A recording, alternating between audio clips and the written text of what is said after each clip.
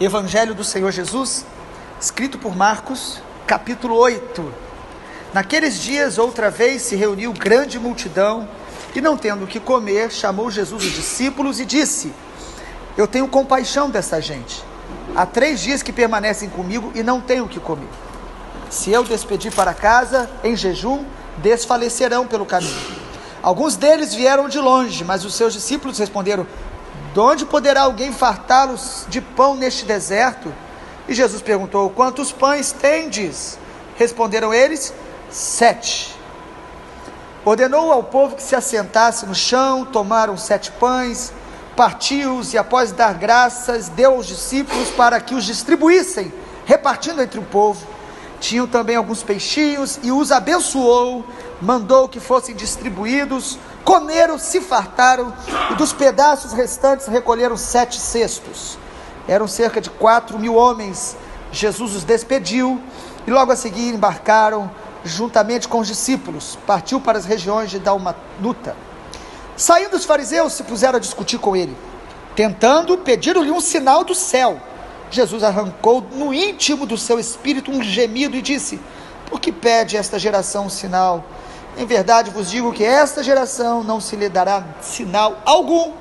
E deixando-os, tornou a embarcar e foi para o outro lado. Aconteceu que eles esqueceram de levar pães. No barco não tinham consigo senão um só. Preveniu Jesus dizendo: guardai-vos do fermento dos fariseus e do fermento de Herodes. Eles discorriam entre si: é que não temos pão. Jesus, percebendo, lhes perguntou: por que vocês estão discorrendo sobre não ter pão? Ainda não considerastes, não compreendestes? Tendes o coração endurecido? Tendo olhos não vedes? Tendo ouvidos não ouvis? Não vos lembrais de quando parti 5 pães para 5.000, quantos cestos de pedaços recolhestes? Responderam eles: 12. E de quando partiu 7 pães para 4.000, quantos cestos cheios de pedaços recolhestes? Responderam: 7. Ao que lhes disse Jesus: não compreendeis ainda? Então chegaram a Betsaida e trouxeram um cego, rogando que tocasse. Jesus, tomando o cego pela mão, levou para fora da aldeia, aplicando saliva aos olhos e impondo as mãos, perguntou-lhe: vês alguma coisa? Este, recobrando a vista, respondeu: vejo homens, porque como árvores os vejo andando.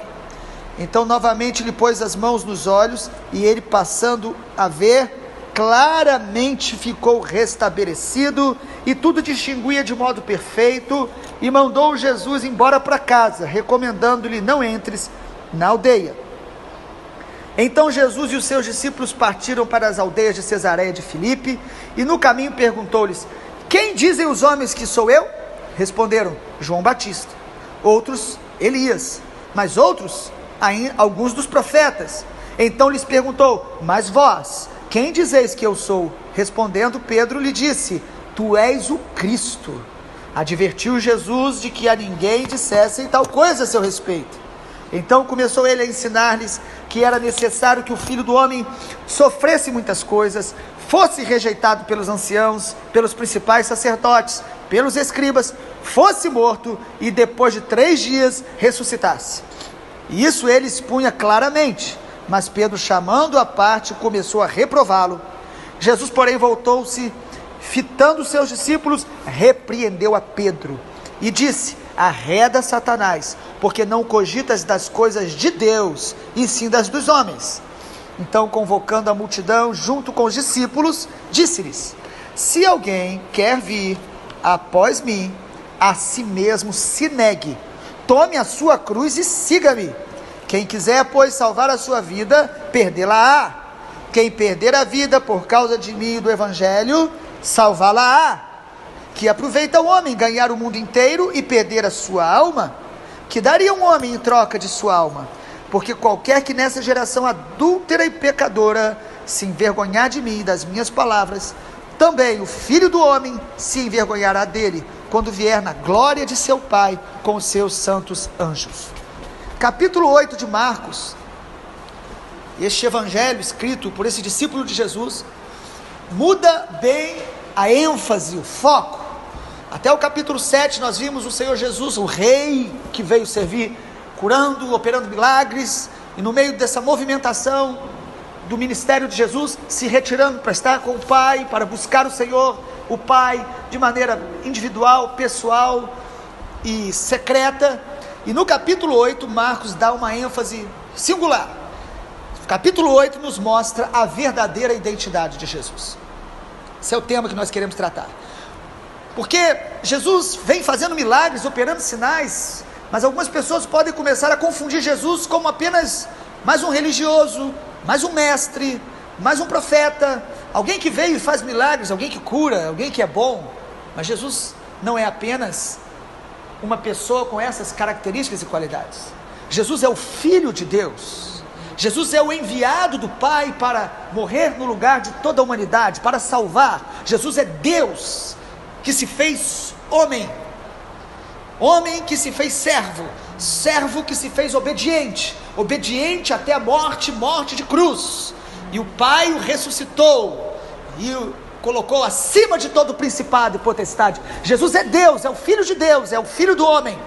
E é o Evangelho de Marcos capítulo 8 que começa a nos mostrar esse quadro de uma maneira mais ampla. O capítulo 8 começa com um milagre que Jesus fez 2 vezes, multiplicou os pães, um milagre repetido. Logo depois tem um milagre da cura de um cego, que é curado em 2 etapas, também algo singular. Geralmente Jesus curava com uma palavra, tocava, mas daqui Jesus faz algo diferente. Jesus toca esse homem 2 vezes, e isso nos mostra que os milagres de Jesus, eles têm um propósito. O propósito dos milagres de Jesus não é apenas resolver um problema na vida das pessoas. O milagre, todos os milagres que Jesus opera, ele tem o propósito de nos revelar mais quem Ele é e nos aproximar dEle. Você e eu podemos experimentar milagres como no tempo bíblico e não estar com Ele, não conhecê-lo, e não ser salvo. A Bíblia chega a dizer que nós podemos orar em nome dEle e pessoas serem curadas, mas nós nos perdermos. Por quê? Porque não o conhecemos. Amado, o propósito da tua vida e da minha é conhecê-lo cada dia mais e permanecer nele, e amá-lo, e desfrutá-lo. Não é apenas buscar a Jesus por algo que Ele pode nos dar, ainda que seja Ele que nos dê todas as coisas, e que o buscamos sabendo que Ele é recompensador dos que o buscam. Mas nós precisamos conhecê-lo, amá-lo, permanecer nele, andar em sua presença, se tornar semelhante a Ele. O propósito dos milagres é revelar quem é Jesus, a identidade dele. E aqui, por isso, Jesus opera 2 vezes o milagre dos pães, para ensinar. E os discípulos pegam um barquinho e só levam um pão, e eles começam a discutir: nós só temos um pão. E Jesus aproveita esse momento para ensinar algo, dizendo para ele: cuidado com o fermento dos fariseus. E aí eles começam assim: ele está falando isso porque nós só trouxemos um pão. E Jesus os repreende dizendo: vocês não aprenderam ainda com o milagre? Eu fiz 2 vezes. Quantas vezes Deus faz algo na nossa vida e a gente não aprende a confiar nele, a depender dele, a esperar nele? Quantas vezes isso acontece? Talvez só comigo, talvez com os irmãos não. Mas Jesus opera, faz milagre, nos socorre. E aí, quando nós nos vemos diante de um momento de escassez, algo, nós falamos: o que será que vai acontecer? E Jesus diz: cuidado com o fermento dos fariseus. O texto aqui não, ele fala do fermento dos fariseus e o fermento de Herodes. O texto não explica, mas em Mateus diz que o fermento dos fariseus é a hipocrisia, é a religiosidade de aparência, sem mudança do coração, sem sinceridade, sem verdade, com Deus e com as pessoas. O fermento de Herodes, a Bíblia não interpreta de maneira clara, mas dá para a gente perceber que essa fascinação do poder e também da imoralidade, porque Herodes, a gente sabe que foi repreendido por esse poder corrupto e também uma vida imoral. Ou seja, Jesus está dizendo: cuidado com o fermento deste mundo. Fermento é algo pequeno, invisível, mas que afeta toda a massa. Cuidado com as pequenas coisas que podem contaminar o coração de vocês. Jesus usa o milagre, aquele momento de escassez do pão no barco, para ensiná-los. Mas parece que eles tinham dificuldade, só eles tinham, a gente não tem, de aprender com os milagres de Jesus, de aprender a confiar, depender dele. E o segundo milagre, que a gente vê nesse texto, no versículo 11, ou melhor, a partir do versículo 22, esse cego de Betsaida, É interessante que Jesus impõe as mãos e ele diz: olha, eu estou vendo, mas eu estou vendo homens como árvores, e vejo andando. Aquele homem foi tocado por Jesus, mas ele precisava de um segundo toque. Nesse milagre, Jesus está nos mostrando também que nós precisamos constantemente de mais toques de Jesus, de mais experiências com Ele, de depender dEle, porque os nossos olhos espirituais, eles vão se abrindo cada dia mais, cada dia mais. Nós precisamos que os nossos olhos sejam abertos para a gente discernir as coisas melhor a cada dia, enxergar quem é o Senhor, enxergar a vida com os olhos de Deus. A oração que o apóstolo Paulo faz no capítulo 1 de Efésios, ele fala: eu oro para que os olhos do coração da igreja sejam abertos, para que vocês compreendam a grandeza do poder de Deus, a grandeza do chamamento de Deus na vida de vocês. Nós precisamos sempre de um segundo toque do Senhor, para abrir nossa visão.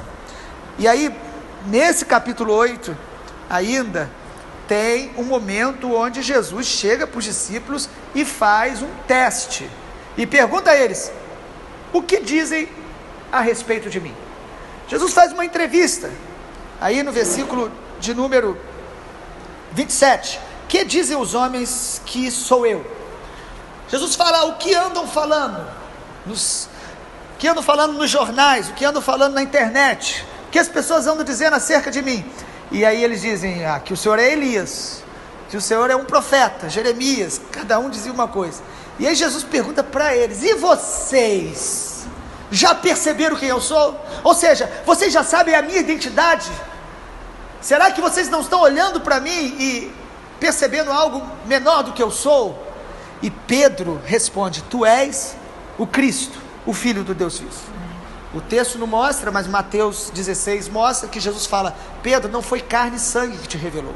Você não chegou a esta conclusão pelo seu intelecto e raciocínio, Pedro. Foi o Espírito que te revelou. O Espírito Santo é que nos mostra quem é Jesus de fato. Não é obra do intelecto, da razão, da sabedoria humana. É uma revelação de Deus. Nós precisamos dessa revelação do Espírito Santo a cada dia, para nos mostrar quem Jesus é de fato. Porque a visão que você tem de Jesus vai definir a visão, ou o estilo de vida que você desenvolve. A visão que eu tenho de Deus vai definir a minha vida em Deus, como eu desenvolvo. A tua vida com Deus é do tamanho da visão que você tem dele. Será que nós temos tido a visão de realmente quem Ele é? Precisamos crescer, precisamos de um segundo toque, de um terceiro toque. Nós precisamos ser tocados continuamente pela graça e pelo Espírito Santo, para que nós possamos conhecê-lo e prosseguir em conhecê-lo, como diz Oséias capítulo 6, versículo 3. E aí, a partir desses milagres e dessa entrevista de Jesus, nós vamos percebendo aqui que Pedro parece que está sabendo de tudo. Ele teve uma revelação do Senhor Jesus, mas ele não teve toda a revelação. Às vezes Deus já falou com você, certamente, Deus já te deu experiências, mas não significa que nós temos toda a revelação. O Senhor vai nos surpreendendo a cada dia. E aí Jesus percebe que ele começou a entender quem ele era, e Jesus começa a perceber que era hora dele estar se revelando mais plenamente aos discípulos. Aproveita aquele momento e diz o seguinte: olha, o Filho do Homem, versículo 31, Filho do Homem, ele vai ter que sofrer. É necessário que ele sofra, e não sofra pouco, sofra muitas coisas, e seja rejeitado por todos, e seja morto, e depois de 3 dias ele ressuscita. Imagina, aquele que fazia milagres, que os demônios eram expulsos, aquele que repreendia o mar, aquele que tinha toda a autoridade, e eles começaram a crer que ele era o Messias. Como que ele agora vai sofrer, morrer, ressuscitar? Foi um choque tão grande que eles não entenderam nada. Não entenderam. Porque desde criança, amado, eles ouviam: o Messias vai vir, vai reinar sobre toda a terra, vai colocar Israel numa posição superior às nações. O Messias vai ser o rei que vai governar sobre todos. E de repente, aquele que eles creem que é o Messias diz: olha, é necessário que eu sofra, que eu morra, que eu passe por tudo isso e ressuscite. Eles não entenderam nada. E Pedro, já se achando, porque Deus o usou, é um perigo. Às vezes Deus nos usa, nós achamos então que por isso estamos autorizados a falar em nome de Deus sobre todos os assuntos e todas as opiniões. Pedro diz: Jesus, não faça isso, não faça isso. E no versículo 32 diz que ele chamou ele à parte e começou a reprová-lo. Você já imaginou um negócio desse? Nós às vezes não fazemos isso dessa maneira, mas às vezes a gente não fala: Senhor, como que está acontecendo isso? Por que está acontecendo aquilo? Começou a reprovar Jesus. E amado, Jesus ali, assim como a revelação de quem era Jesus foi dada pelo Espírito Santo, Jesus ali também detecta que esta resistência à cruz que Pedro teve não era apenas algo humano. Jesus diz: arreda Satanás. Há uma influência, ingerência de Satanás por trás desta tentativa de Pedro de desviar Jesus da cruz. Certamente, porque Jesus foi tentado para não ir à cruz, de alguma maneira, de várias maneiras. E aí, amado, concluo com 4 afirmações. Se o propósito dos milagres, e o propósito dos evangelhos, e o propósito da vida é que a gente conheça Jesus e prossiga em saber quem Ele é, quem é Jesus de fato? Primeiro, Ele é o Messias.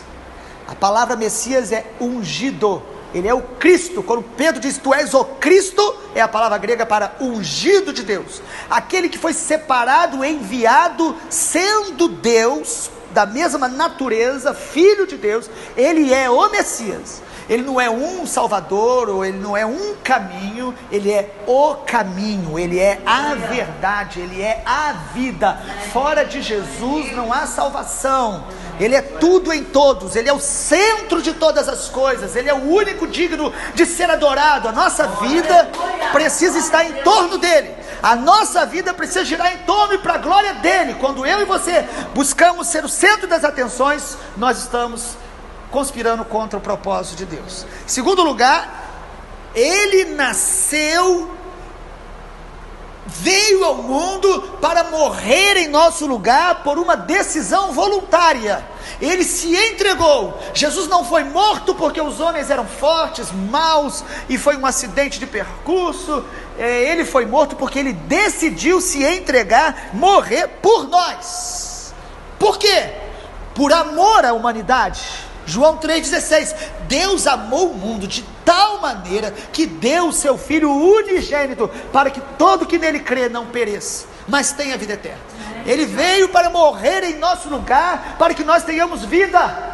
Ele veio para tomar os nossos pecados, maldições, iniquidades sobre si, e nos dar a sua santidade, a sua pureza, nos tornar justo diante do Pai. Você hoje, em nome de Jesus, entra na sala do trono, contempla a glória de Deus, e você é separado para Deus, santificado para Deus, por causa do sangue de Jesus.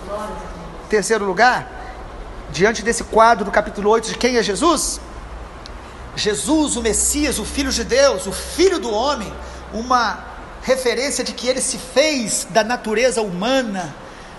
Ele chama a todos os homens a se tornarem seus discípulos. Versículo 34, ele chama toda a multidão com os discípulos e diz: se alguém quer vir após mim.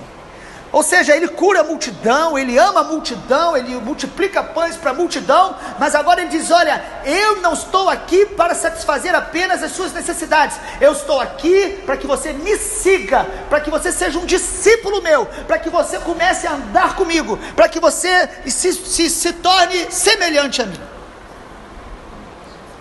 Ele veio para chamar os homens para se tornar seus discípulos. E em quarto e último lugar, o texto também nos mostra que ser discípulo de Jesus significa negar a si mesmo, tomar a cruz e se tornar mais semelhante a Ele.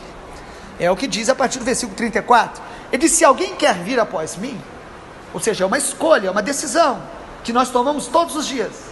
Você todos os dias decide se você quer ser um religioso, uma aparência de crente, frequentador de igreja, ou discípulo de Jesus. Em todos os momentos nós estamos decidindo. Quando você decide qualquer decisão do dia, você está decidindo se é como discípulo ou como apenas alguém religioso, evangélico, crente, seja qual for a sua religião. Jesus não veio para salvar os evangélicos, Jesus salva os discípulos. Quem se torna discípulo, ou seja, aquele que se rende à obediência à sua verdade, à sua palavra. Discípulo, Jesus veio nos chamar para ser discípulo, e discípulo significa negar a si mesmo. Olha as características do discípulo: se alguém quer vir após mim, a si mesmo se negue. Tuas vontades, o teu eu, os teus desejos têm que ser negado. Os gregos diziam: conheça-te a ti mesmo, como se fosse a chave para uma vida abundante, uma vida plena. Os romanos diziam: ame a si mesmo. A psicologia moderna diz isso, você precisa se amar. Mas Jesus diz: negue-se a si mesmo. Quando você nega você mesmo para fazer a vontade de Deus, você encontra a vida plena, a vida abundante, a vida de satisfação, porque o teu eu não pode ser adorado nem cultuado. O nosso eu precisa ser crucificado, negado, para que a identidade de Jesus se manifeste em nós. Discípulo é alguém que nega a si mesmo e toma a cruz. Ou seja, Jesus está dizendo: assim como eu, que sou o rei, o Messias, estou tomando o caminho da cruz, quem me segue terá um estilo de vida como o meu, vai também negar a si mesmo, vai tomar a sua cruz, ou seja, a renúncia do eu, a morte contínua do eu, do ego. Isso é tomar a cruz. Cruz não é o seu problema, a sua dificuldade, não é alguém na tua vida que você diz: aquela é a minha cruz. Não, a cruz é negar a si mesmo, porque o nosso ego, ou ele é negado, ou ele é idolatrado.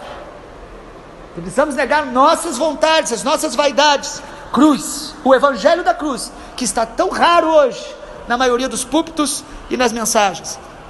E tomar a cruz, ou seja, é imitá-lo.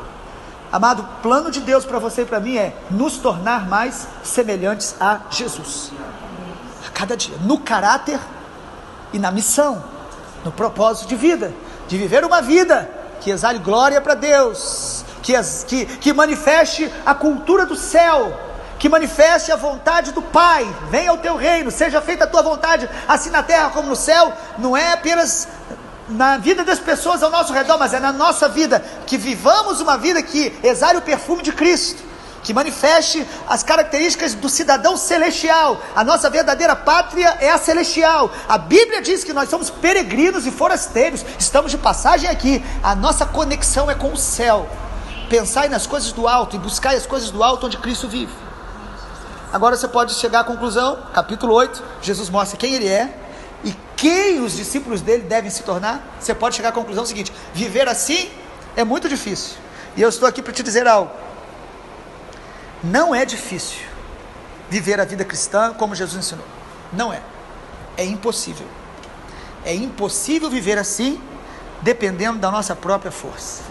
Essa vida só é vivida com a humildade para buscar a sua presença e depender do Espírito Santo todos os dias.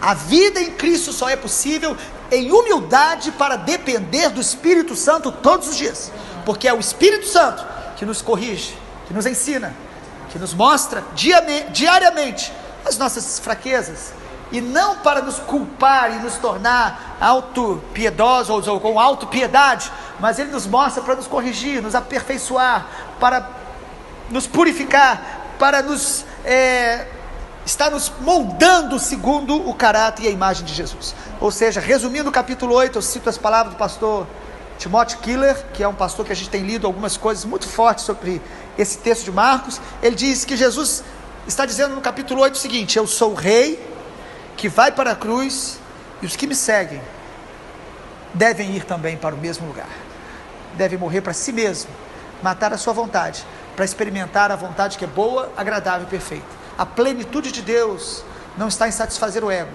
está em negar a nós mesmos, para que a vida de Cristo comece a exalar através de nós. Hoje há muitas igrejas cheias, muitas pessoas frequentando os cultos, isso é muito bom, mas o mais importante é que a vida de Cristo esteja em nós, a vida de Deus, a plenitude dele, porque dessa maneira seremos bem-aventurados, felizes, alegres, superaremos as nossas angústias, as nossas crises existenciais, as nossas fraquezas de personalidade. A graça de Deus vai nos moldando cada dia.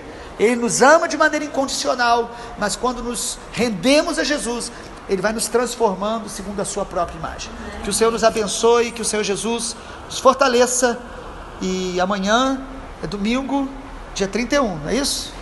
Que o Senhor Jesus nos prepare para esse novo ano que nós vamos entrar a partir de segunda-feira, olhando para Ele todos os dias, nos tornando mais semelhantes a Jesus, porque Ele está voltando. Ele está voltando, e esta é a mensagem que deve queimar no coração de todo verdadeiro filho de Deus. É uma medida boa para você saber se os teus olhos estão nele ou não, se você anseia e ama e se prepara para a vinda dele todos os dias.